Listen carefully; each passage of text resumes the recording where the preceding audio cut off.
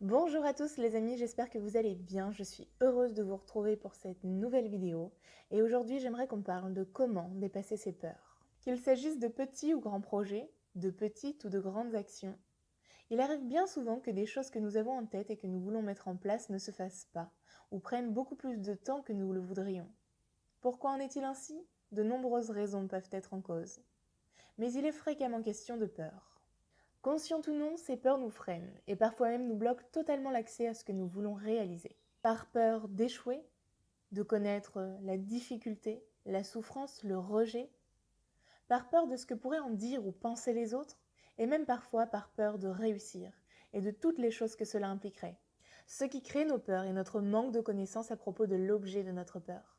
C'est parce que nous ne savons pas, parce que nous ne pouvons pas nous le représenter, ni le contrôler que cela nous fait peur. Connaître et savoir nous permet d'anticiper, ce qui nous donne confiance, car c'est l'assurance de savoir quoi faire, comment le faire, à quel moment et quelles en seront les conséquences. Ce qui dans le fond répond à notre instinct naturel de survie. Cet instinct de survie auquel nous ne pouvons répondre lorsque l'on n'appréhende pas ce qu'il va nous arriver, par manque de clairvoyance sur ce qu'il peut nous arriver. Le pire dans tout cela, c'est que la plupart du temps, nous sommes nos propres limitations à notre capacité de savoir à l'avance ce que nous pouvons être amenés à vivre. Comment ?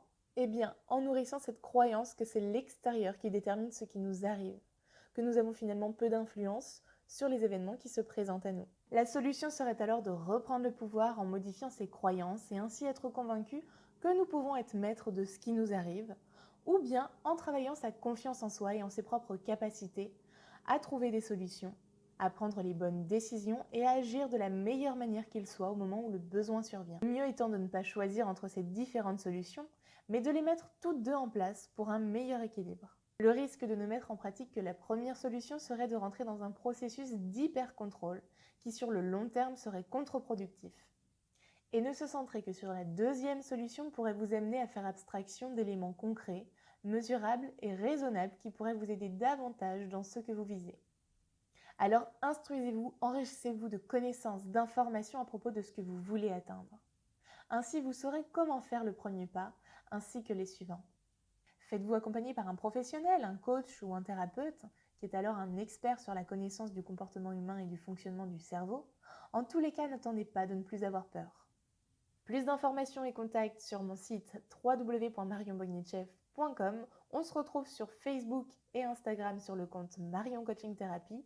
En attendant, prenez soin de vous et je vous dis à très vite dans une prochaine vidéo.